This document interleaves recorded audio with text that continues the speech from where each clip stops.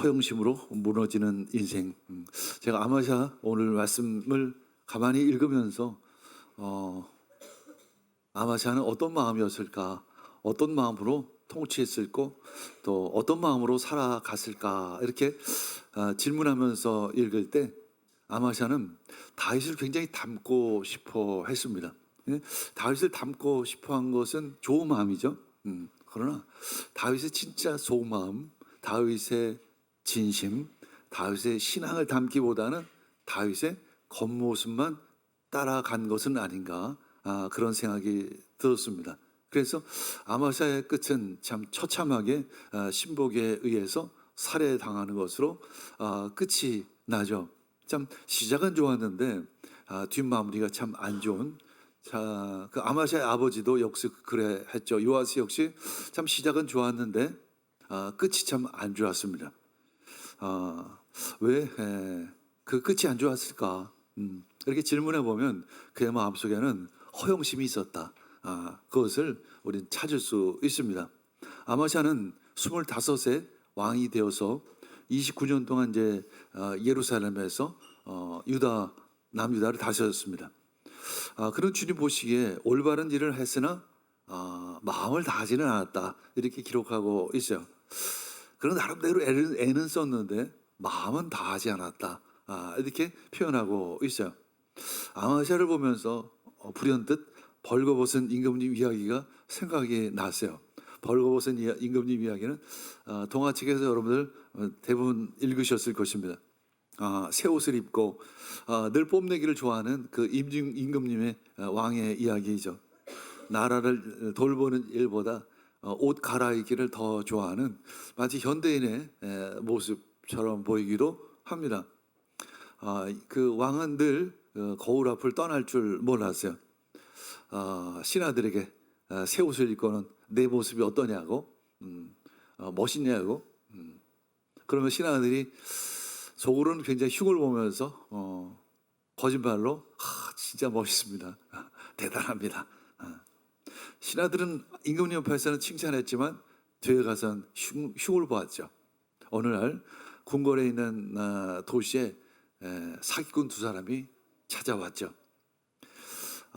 왕의 소문을 들었습니다. 왕이 참 사치스럽고 거칠애가 있고 또 새 옷, 좋은 옷, 이쁜 옷, 멋있는 옷을 참 좋아한다는 이야기를 듣고 왕에게 가서, 자, 우리가 좋은 옷감이 있는데 참 아름다운 옷감을 짤 수 있는데 한번 사시겠습니까? 준비해 보시겠습니까? 그런데 한 가지 그 옷의 특징이 있습니다. 바보의 눈에는 보이지 않는 아주 신비로운 옷감이죠. 그 왕이 귀에 아주 솔깃했습니다. 그 왕은 신기한 옷을 입고 이제 거리를 행진하고 싶었습니다. 그것을 상상합니다. 그 두 사기꾼에게 말하죠. 당장 그 옷을 만들어라. 왕은 사기꾼들에게 엄청난 돈을 주죠. 그 두 사기꾼은 배틀을 놓고 옷감을 짜기 시작합니다. 배틀 위에는 사실은 아무것도 없죠. 그냥 빈 배틀을 놓고 짜기 시작을 하는 것입니다. 왕은 이제 궁금해서 신하를 보내기도 합니다. 정직한 신하를 보냈는데 신하가 봤는데 아무것도 없는 거예요. 진짜 아무것도 없는 건가? 아니면 내가 바본가? 그래서 왕에게 가서 거짓말하죠. 그 옷감이 잘 짜여지고 있습니다. 드디어 이제 옷이 완성이 되죠. 두 사기꾼은 옷을 가져옵니다. 임금님 왕의 눈에는 아무것도 보이지를 않았어요. 그런데 바보라는 말을 듣고 싶지는 않았죠. 자, 이 세상에 어디에서도 볼 수 없는 진짜 아름다운 옷감이구나. 그 옷으로 멋진 옷을 한번 만들어서 가져와라. 두 사기꾼은 이제 옷을 가지고 만들어서 가져왔다고 이제 거짓말을 하고는 입혀주는 척했고, 또 왕은 또 거울을 보며 마치 진짜 옷을 입는 듯 연기를 했습니다. 벌거벗은 임금님을 본 신하들은 깜짝 놀랐죠. 그럼에도 불구하고 내가 바보 취급당하지 않기 위해서 진짜 멋있다고, 참 아름답다고, 이런 색과 이런 분위는 이 세상에 어디에서도 보지 못한 아주 희한한 것이라고, 그리고 왕에게 너무 잘 어울린다고 얘기합니다. 그리고 왕은 드디어 그 벌거벗은 모습으로 이제 거리 행진을 시작을 하죠. 길가에 나온 사람들 모두 임금님의 옷을, 왕의 옷을 칭찬을 합니다. 그때 한 어린아이가 소리치죠. 벌거벗은 임금님이다.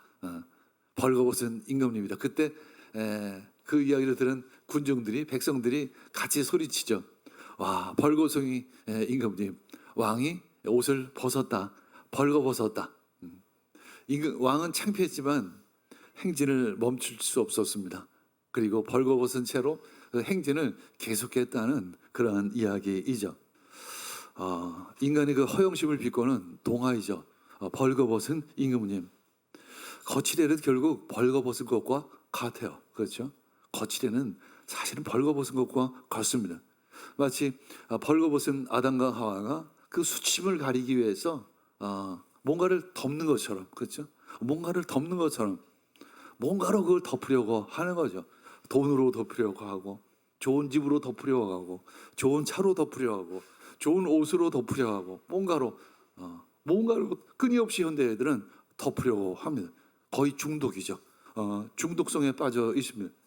한편에 젊은이들은 마약에 빠져서 시들시들해 가고 있습니다.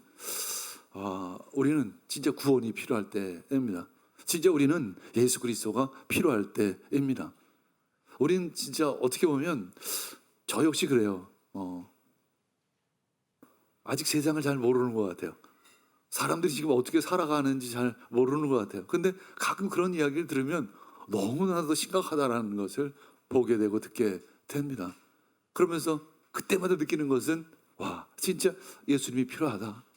구원이 필요하다. 교회가 필요하다. 그런 마음을 갖게 됩니다. 겉은 화려하지만 속은 텅 빈 공허한 그 현대인의 모습을 보게 되죠. 그래서 누군가는 말하죠. 이 시대는 공허의 시대라고 이야기합니다. 공허의 시대. 제가 그 얘기를 듣는 순간 충만함을 전하자. 그래서 요즘에 금요일마다 하나님의 충만함을 전하고 있습니다. 금요 차례 기도회 가운데 오셔서 충만함을 누리시기를 원합니다. 공허한 마음, 이 세상 것으로 채우는 것이 아니라 또 채울 수도 없죠. 하나님으로 채우시기를 원합니다. 하나님만이 우리들의 공허한 마음을 채울 수 있음을 알기를 원합니다. 하나님의 충만함으로 우리들의 심령이 가득히 채워지기를 원합니다. 열왕기하 14장 3, 4절 읽겠습니다. 아마샤는 주님께서 보시기에 올바른 일을 하기는 하였으나 그의 조상 다윗만큼은 하지 못하였고 아버지 요아스가 한 것만큼 하였다. 그리하여 산당은 제거되지 않은 채로 백성은 여전히 산당에서 제사를 드리며 분향을 하고 있었습니다. 오늘 표현이 좀 석연치 않죠. 애매하죠. 아마샤는 주님께서 보시기에 올바른 일을 하기는 하였으나, 이런 표현을 거의 처음 보는 것 같아요.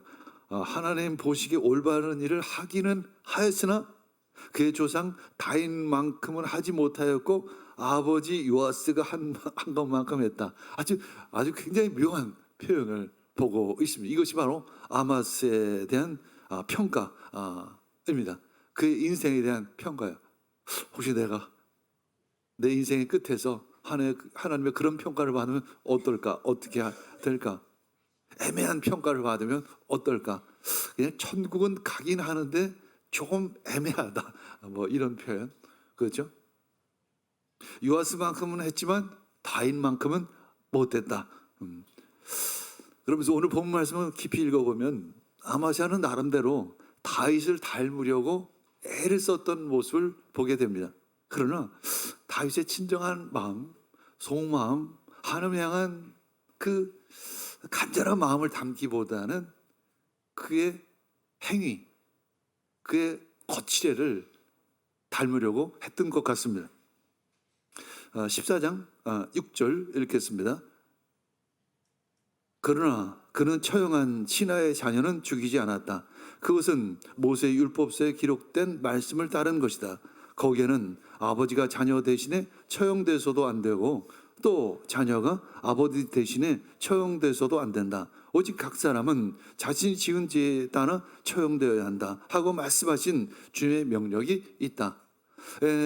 이 아마시아 역시 초창기에는 통치를 잘 했다는 평가이죠. 특별히 아마시아의 아버지 요아스는 요사갈과 여호사밧에 의해서 살해당했습니다. 자기의 측근에 의해서 아버지 왕이 살해를 당한 것이죠. 근데 몇 가지 질문을 하게 돼요. 특별한 질문을 하게 돼요. 요사갈과 여호사밧, 그는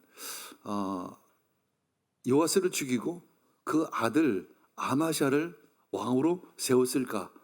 사실 그런 질문을 하게 돼요.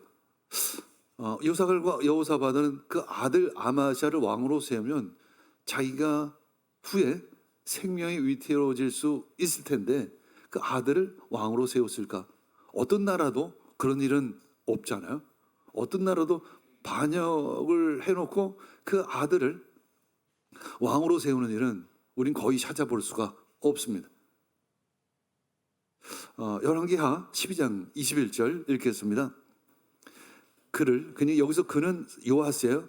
요아스를 시작. 그를 살해한 신하는 시므앗의 아들 요사갈과 소멜의 아들 여호사밧이었다. 그가 죽으니 그의 조상들과 함께 다윗성에 장사하였다. 그의 아들 아마샤가 그의 뒤를 이어 왕이 되었습니다. 사실은 뭐 한 문장이지만 이것이 그렇게 쉬운 일이 아니죠. 거의 불가능한 일입니다. 인간 역사에서는 사실 불가능한 일이죠. 어떻게 여호사밧과 요사갈은 그 아들 아마샤를 왕으로 세울 생각을 했을까? 그 믿음은, 그런 생각은 도대체 어디서 나온 것일까? 바로 그것은 언약에서 나온 믿음의 행위였던 것입니다. 다윗 언약, 다윗을 통해서 그 왕조가 영원하리라는, 다윗 가문을 통해서 예수 그리스도가 이 땅 가운데 오실 것이라는 그 약속, 언약을 굳게 믿었던 것입니다. 그것이 나름대로의 이 두 사람의 믿음이었던 것입니다. 자신의 목숨을 걸고라도 그 믿음을 지키기를 원했던 것입니다. 그 언약을 지키기를 원했던 것이에요. 하나님께서 다윗에게 주었던 다윗 언약이 끝까지 이어나가 하나님의 뜻이 온전히 이루어지기를 원했던 것입니다. 자신의 신앙을 위해서 목숨을 건, 사실은 모험, 용기였던 것입니다. 반역을 꾀하고도 요아스의 아들을 왕으로 세운 그 용기와 믿음, 대단하죠, 사실은. 그래서 사실은 유대 가문 가운데 다윗 가문은 계속 이어질 수 있었던 거예요. 그리고 다윗 가문 가운데 예수 그리스도께서 이 땅 가운데 올 수 있는 통로가 열려진 것이죠. 어떻게 이런 일이 있을 수 있을까? 이것은 기적을 넘는 위대한 일인 거죠. 다윗 언약에 대한 확고한 믿음인 것입니다. 신실한 믿음인 것입니다. 반면에 요아스는 역시 또 그러한 언약에 대한 반응을 보입니다. 반역자의 아들을 또 처형하지 않는 믿음을 보게 됩니다. 왜일까요? 그 말씀에 대한 신실함이었습니다. 말씀에 그 아버지의 죄를 그 아들이 대신 짊어질 수 없다는 거죠. 또 아버지가 그 아들의 죄를 대신 짊어져서는 안 된다는 그 율법의 말씀을 아마샤는 지켰던 것입니다. 우리는 여기서 한 가지 질문해 볼 수 있습니다. 나에게 가장 가치 있는 것이 무엇인가? 목숨을 걸고라도 나에게 가장 귀한 것이 무엇일까? 그것이 사실은 믿음이에요. 그렇죠? 그것이 바로 신앙인 것입니다. 우리는 그래서 내가 믿고 있는 것을 위해서 목숨을 거는 것입니다. 그것이 진정한 믿음이죠. 그것이 진정한 신앙이에요. 이를 위해 목숨을 거는 그 두 사람의 모습 보게 됩니다. 물론 그는 후에 아마시아에 의해서 처형을 당했지만 그의 믿음, 다윗 언약을 지키려고 했던 신실함은 위대하다. 그와 같은 사람, 그와 같은 믿음을 통해서 다윗 가문은 계속 이어갈 수 있었던 것입니다. 반면에 북이스라엘은 여러 번 왕조가 바뀌었죠. 그 여러 번 왕조가 바뀐 것에 비해서 이 다윗 왕조는 끝까지 이어져 갔고 예수 그리스도가 그 가문 가운데 이 땅 가운데 오신 것입니다. 그런 다윗 가문이었던 것입니다. 그런 다윗 언약이었던 것이죠. 그것이 바로 기적이에요. 진짜 기적을 오늘 볼 수 있는 것입니다. 아마샤는 이제 군대를 조직하고 천부장과 백부장을 임명을 합니다. 이제 군사의 수는 한 30만 명 정도 돼요. 그리고 북이스라엘의 용병을 한 10만 명 정도를 사가지고 옵니다. 그때 이제 하나님의 사람이 그 아마샤에게 메시지를 전합니다. 왜냐하면 북이스라엘의 용병 10만 명을 데려온 것은 사가지고 온 것은 하나님의 뜻에 맞지 않는 것이기에 그러하죠. 아마샤는 이 하나님의 사람에 대한 메시지에 어떻게 반응했을까? 역대하 25장 8절 읽겠습니다. 그런데도 임금님께서 북이스라엘 군대를 데리고 출동하시거든 힘써 보십시오. 하나님께서는 임금님이 대적들 앞에서 엎어지게 하실 것입니다. 하나님께서는 임금님을 이기게도 하실 수 있고 또 지게도 하실 수 있습니다. 이렇게 메시지를 아마샤에게 전합니다. 아마샤가 그 메시지에 대해 그 말씀에 대해서 마음으로 받습니다. 그리고 회개하죠. 그리고 하나님의 사람에게 질문합니다. 그럼 이미 지불한 은 100달란트, 이제 10만 대군을 사기 위해서 은 100달란트를 지불했는데 그 은 100달란트는 어떻게 하면 좋겠습니까? 이렇게 질문을 해요. 그때 하나님의 사람이 대답을 합니다. 주님께서는 그것보다 더 많은 것을 줄 수 있습니다. 당신이 포기한 것보다 더 많이 줄 수 있습니다. 그렇습니다. 때로 우리는 믿음으로 포기할 때도 있어요. 또 믿음 때문에 희생할 수 있습니다. 나만 손해 보는 거 아닌가? 나만 미치는 거 아닌가? 그런 생각을 할 때가 있어요. 그러나 하나님께서는 그것보다 더 많은 것으로 주시를 믿습니다. 우리가 포기한 것보다 더 많은 것으로 채워 주시를 믿습니다. 아니 이미 채워 주셨습니다. 하나님의 은혜이죠. 우리 하나님의 선물을 받고 살아갑니다. 하나님의 은혜, 그 구원의 은혜에 감사하는 여러분이 되기를 원합니다. 하나님의 주신 축복에 늘 감사하시기를 원합니다. 하나님의 주신 보상에 늘 감사하시기를 원합니다. 하나님 감사합니다. 그 감사의 마음을 늘 마음에 담고 이 땅을 살아갈 때 하나님께서 감사의 제목을 더 많이 주실 믿습니다. 자, 열왕기하 14장 7절 보겠습니다.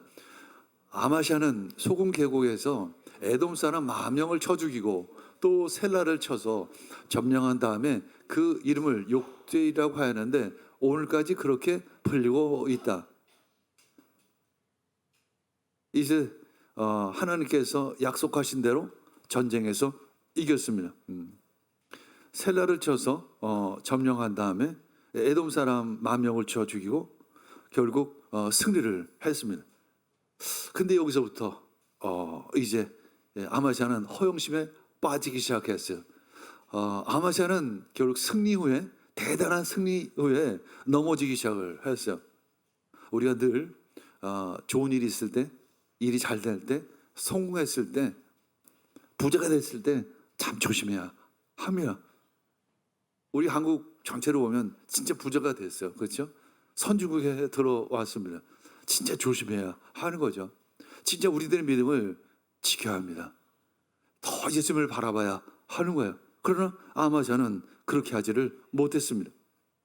이 소금계곡은 옛날에 다윗이 그 지역을 점령한 적이 있었습니다. 이 소금계곡은 사해 남쪽에 있었는데 홍해까지 이르는 아주 중요한 무역로였었습니다. 이집트와 무역을 하기 위해서는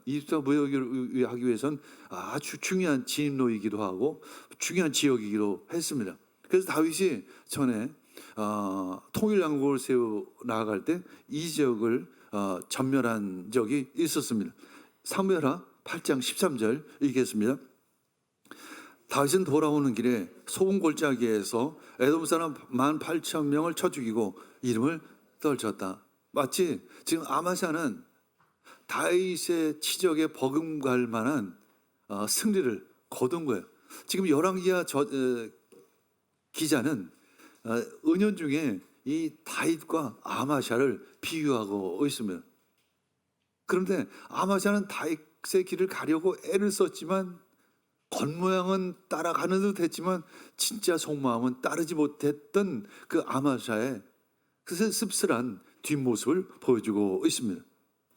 그런데 이제 아마샤는 승리하고 돌아오는 길에 다윗과는 달리 우상 신상을 가져다가 자기의 신을 모시고 그것을 경배하고 분양하기 시작하고 또 백성들은 그것을 향해서 절하고 또 자신의 그 우상들이 이야기하는 것을 듣고자 하셨습니다. 이 일로 하나님께서는 아마샤에게 크게 진노하십니다. 그 예언자 한 사람을 보내서 질타하시죠. 이 신들은 자기들을 섬기는 백성들을 그 왕의 손에서 건져내지도 못하는데 왕은 이 신에게 비신이 어찌된 일인가 하면서 하나님의 사람은 그 아마샤를 야단칩니다. 이때 아마샤는 어떻게 반응했을까요? 지난번에는 회개하고 잘 받아들였죠. 용병 10만 명까지 돌려보내고 은 100달란트까지 손해를 보면서까지도 순종을 했는데 이번에는 그렇게 반응하지 않았습니다. 역대하 25장 16절 읽겠습니다. 역대하 25장은 오늘 열왕기상 14장과 가득 병행 본문이죠. 자, 역대하 25장 16절 읽겠습니다. 예언자가 이렇게 말머리를 꺼내는데 왕이 그의 말을 가로막으면서 우리가 언제 너를 왕의 검으로 추대하느냐 맞아 죽지 아니하려거든 그쳐라 하고 호통을 쳤습니다. 그러자 예언자는 이렇게 말하고 그쳤습니다. 임금님께서 나의 충고를 받지 않고 이렇게 하시는 것을 보니 하나님께서 임금님을 망하게 하시기로 결심하셨다는 것을 이제 알 것 같습니다. 아마샤가 하나님의 뜻을 듣지 않는 것을 보니까 하나님께서 당신을 망하게 하려고 결심했군요. 이 이야기이죠. 하나님께서 계획하셨습니다. 하나님께서 결심하셨습니다. 어떻게 해요? 아마샤를 망하게 하기로 결심하셨습니다. 미리 얘기하셨죠. 하나님은 흥하게도 하시기도 하고 망하게도 하십니다. 주님 말씀에 순종하기를 원합니다. 그래서 흥한 자 되기를 원합니다. 형통한 자 되기를 원합니다. 우리는 늘 마음의 허영심을 경계해야 될 줄 믿습니다. 영적 허영심을 경계해야 될 줄 믿습니다. 열왕기하 14장 8절 읽겠습니다. 이제 이 허영심이 어떤 일을 벌이는지 우리는 보도록 하겠습니다. 그때 아마샤가 예후의 손자요 여호아스의 아들인 이스라엘 여호아스 왕에게 전령을 보내어 서로 직접 만나 힘을 겨려 보자고 제안을 합니다. 이제 북이스라엘과 한판 싸우자 이렇게 하는 거예요. 한판 싸우자, 전쟁을 벌이자. 명분 없는 싸움이야. 그러면 도대체 왜 갑자기 아마샤는 북이스라엘과 전쟁을 벌이려고 하는 것일까? 이것은 바로 다윗이 통일왕국을 만들었죠. 세웠죠. 자기도 나름대로 다윗처럼 통일왕국을 세우고자 하는 마음이었습니다. 어떻게 보면 좋은 마음이었지만 그것은 아직 때가 아니었던 거죠. 그저 허영심에 불과했던 것입니다. 때가 중요한 것입니다. 하나님의 뜻이 중요한 것입니다. 나도 한번 해볼까 이런 거죠. 다윗처럼 나도 한번 통일왕국을 만들어 봐야지. 이 막연한 생각, 막연한 허영심으로 북이스라엘과 전쟁을 한번 벌여버리려고 하는 것입니다. 그때 북이스라엘 왕 여호아스는 말합니다. 네 꼴을 알라. 네 꼴을 알라. 열왕기하 14장 10절 읽겠습니다. 네가 에돔을 쳐서 이기더니 너무 오만해진 것 같다. 차라리 왕궁에나 머물면서 네가 누리는 영화를 만족하게 여겨라. 어찌하여 너는 너 자신과 유다를 함께 멸망시킬 화근을 스스로 불러 들이느냐. 결국 아마샤는 이겼을까요? 졌을까요? 졌죠. 그런 쓸데없는 전쟁을 한 것입니다. 명분 없는 싸움을 한 거예요. 역대하 25장 20절 읽겠습니다. 그가 이렇게 말하여도 아마샤는 들으려 하지 않았다. 그러나 이것은 하나님께서 하신 일이다. 누가 하신 일이라고요? 하나님께서 하신 일입니다. 아마샤가 듣지 않은 것도 사실은 하나님께서 하신 일이었습니다. 유다 사람들이 에돔 신들의 뜻을 물음으로 하나님께서 유다 사람들을 여호와의 손에 넘겨 주시려고 아마샤의 마음을 그렇게 만든 것이라는 것입니다. 사실 통일왕국을 세운다는 것이 나쁜 일은 아닙니다. 그러나 먼저 자기 자신을 돌아봐야 했습니다. 먼저 내가 하나님 앞에 온전해야 했던 거죠. 하나님 앞에 순수해야 했던 것입니다. 우상 숭배를 하면서 통일왕국을 세워봐야 그것은 아무 의미가 없는 것이죠. 이스라엘의 그 여호사 왕이 올라와서 벳세메스에서 이제 대치를 합니다. 전쟁을 치르죠. 유다 군대는 이스라엘에게 대표를 하고 도망하고 맙니다. 그리고 아마샤는 포로로 끌려가고 결국 북이스라엘의 포로로 잡혀가서 거의 평생을 그곳에서 살아가게 됩니다. 예루살렘 성벽은 400제 길의 성벽이 다 무너지고 말죠. 그 안에 있는 금과 은, 귀한 것들이 다 북이스라엘에서 노략질 당하고 왕궁의 보물창고가 약탈당하고 사람들까지 볼모로 잡혀가는 수모를 겪게 되는 것이죠. 아마샤, 도대체 왜 그는 그렇게 됐을까? 한때는 잘 나갔는데, 그렇죠? 젊었을 땐 참 잘 나갔는데, 초창기에는 승승장구했는데, 그 나름대로 믿음이 있었는데 왜 끝은 그러했을까? 자신의 믿음을 지키지를 못했던 것입니다. 역대 25장 27절에서 28절 말씀 읽겠습니다. 아마샤가 주님을 따르다가 등지고 돌아선 뒤에, 이 단어가 눈여겨 보여집니다. 아마샤가 주님을 따르다가 등지고 돌아선 뒤에. 에돔과의 전쟁 후에 전쟁을 승리한 것까지는 참 좋았어요. 그렇죠? 정리해서 승리한 것까지 좋았는데 거기서 우상을 들고 본국으로 돌아와서 그것을 섬겼던 것입니다. 예루살렘에서 반란이 일어나자 아마샤는 라기스로 도망하였다. 그러나 반란을 일으킨 사람들은 라기스에까지 사람을 보내어 거기에서 그를 죽였고 그의 죽음을 말에 싣고 와서 그의 조상들과 함께 다윗성에 장사하였다. 허영심은 공허함에서 시작이 되죠. 우리 현대인들은 허영심에 가득 차 있는 모습을 보죠. 왜 그럴까요? 마음이 공허하니까. 이 산업사회, 기계화된 인간, 물질로 가득한 인간이 되어 버린 것입니다. 저는 한편 기대를 해요. 한편 이것이 혹시 하나님께 주신 기회는 아닌가, 그런 생각을 갖게 됩니다. 인공지능이 들어오고 다 로봇가 하게 되면 진짜 인간은 진짜 인간이 해야 될 일을 하게 되지 않을까? 아니, 우린 그런 일을 찾아야 되지 않을까? 우리들 진짜 인간성을 찾아야 되지 않을까? 사람의 진짜 모습을, 원래 모습을 찾을 수 있는 혹시 기회가 되지는 않을까? 아니, 혹시가 아니라 우리 진짜 그 길을 찾아야 되겠다라는 마음을 갖게 됩니다. 지난주 금요일 날 어떤 워크숍이 있었어요. 워크숍에 저도 그때 가서 인공지능 시대를 준비하자. 신앙을 찾을 때가 왔다. 영성의 시대가 왔다. 이렇게 선포를 했습니다. 그리고 교회의 기회이다. 믿음의 기회이다. 믿음을 되찾을 때가 왔다. 그런 메시지를 전했습니다. 가만히 돌아오면 농업시대를 지나서, 농업시대 때는 가족이 참 중요했어요. 그렇죠? 공동체가 참 중요했습니다. 관계가 참 중요했어요. 그때는 사실은 일이라기보다는 관계였어요. 함께함이었었습니다.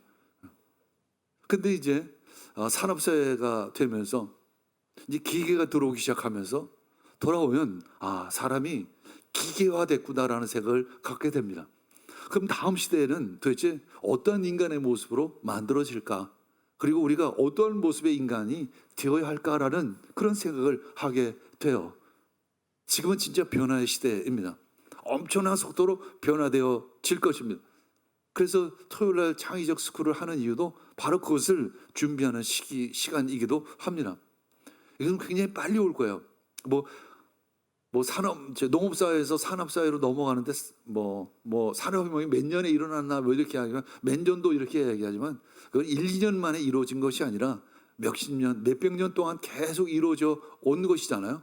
근데 이제 인공지능 시대에는 그렇게 기시간이 요하는 것은 아닐 것입니다. 1, 20년 안에 모든 것이 많은 것들이 바뀔 것입니다. 그때는 우리는 어떤 모습으로 살아갈 것인가 참 궁금해요. 사실은 저는 굉장히 궁금합니다. 그리고 그것이 굉장히 가깝게 와 있다는 것을 예언적으로 느끼고 있어요. 그것을 준비하고 있습니다. 결국 우리는 하나님으로 충만해야 될 줄 믿습니다. 허영심으로 나를 채우면 무너질 수밖에 없어요. 돈으로 채우면 무너질 수밖에 없습니다. 우리는 성진국이 됐는데 자살률이 이렇게 심하잖아요. 도대체 왜 이럴까요? 부자가 됐는데 왜 이렇게 자살률이 심하고 왜 살기가 어렵다라고 얘기를 할까요? 자기 애라는 허영심이죠. 내 사랑은 굉장히 심해요. 자기 애는 굉장히, 근데 이 자기 애는 자존감하고 틀리지 않아요? 자존감은 이 안에서 나오는 자기 존중이지만 자기 애는 외적인 것으로부터 오는 자기 애예요. 다른 사람이 인정하고 내가 좋은 것을 걸치고 좋은 맛있는 것을 먹고 좋은 것을 볼 때 느낄 수 있는 것이에요. 그러나 이것은 금방 허물어지는 것입니다. 금방 무너질 수 있는 것입니다. 허영심이에요. 사실은 허영심. 위험한 것이죠. 사실은 굉장히 중독성이 있는 거예요. 그냥 많은 젊은들이 지금 중독에 빠져 있잖아요. 더군다나 세상에 나오면 경쟁이 너무 치열하죠. 근데 과거에는 경쟁에서 이길 수 있는 확률이 그래도 어느 정도 있었는데 이제 이길 수 있는 확률도 거의 없잖아요. 우리 젊은 세대 부모들은 자녀 교육에 엄청난 투자를 하고 조기 교육을 시키고 밀어붙이잖아요. 밀어붙입니다. 근데 과거에는 그게 어느 정도 통했는데 과거에는 어느 정도 됐는데 이제 안 되잖아요. 안 되는 일이거든요. 확률적으로. 확률적으로 현실적으로 거의 불가능한 일입니다. 그러니까 아이들은 점점 무기력해지는 거죠. 창세기 1장 1, 2절에 보면 세상이 혼돈과 공허했었다 이야기하는 것처럼 공허한 마음이 우리 현대인들에겐 있는 것입니다. 공허한 마음이 가득 채워지기를 원합니다. 공허한 마음이 가득 채워지기를 원합니다.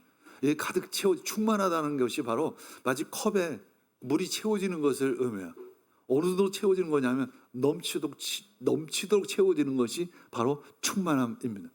여러분의 마음이, 여러분의 심령이 하나님으로 넘치도록 채워지기를 원합니다.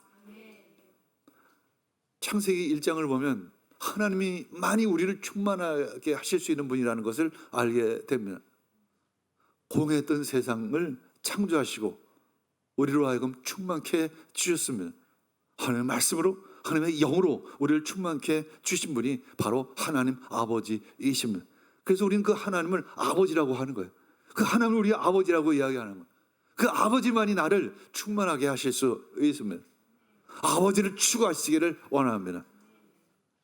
그래서 이제 앞으로는 더 영성의 시대이다. 영성의 시대이다. 믿음의 시대이다. 신앙의 시대이다. 로봇의 종로로 타는 인간과 로봇을 다스리는 인간만이 나눠질 것입니다. 생각하는 인간과 생각하지 못하는 인간으로 나눠진다는 것처럼 영혼이 살아있는 사람과 영혼이 죽은 인간이 많이 남아 있을 것입니다. 천국 갈 인간과 지옥 갈 인간만이 남게 될 것입니다. 근데 전에는 제가 천국과 지옥 얘기하면 조금 말하기가 조금 불편했어요, 사실은. 근데 앞으로의 세대를 가만히 묵상을 해보면 생각하는 인간, 생각하지 못하는 인간, 하나님을 믿는 사람, 하나님을 믿지 않는 사람이 분명히 나눠질 것입니다. 영혼이 살아있는 인간, 영혼이 완전히 메마른 인간. 공장에 가면 세 부류가 있다고 그러잖아요. 로봇가 공장에서 열심히 일을 하잖아요. 그 사람은 찾아볼 수가 없어요. 거기에는 개 한 마리가 있고 사람이 한 사람이 있을 뿐이에요. 이제 인공지능 전문가들이 예화를 들어서 하는 얘기예요. 그럼 개는 왜 있냐면 공장 지키기 위해서. 그럼 사람은 왜 있냐면 왜 있을까요? 개밥 주기 위해서. 그것이 인공지능 시대의 사람의 모습일 것이라고 전문가들이 대충 예측을 하는 거예요. 그러나 우리는 개밥 주는 인간이 아니라 로봇들을 다스리는 인간이 되어야 될 줄 믿습니다. 우린 그것을 준비해야 될 줄 믿습니다. 그 첫 번째는 믿음이에요.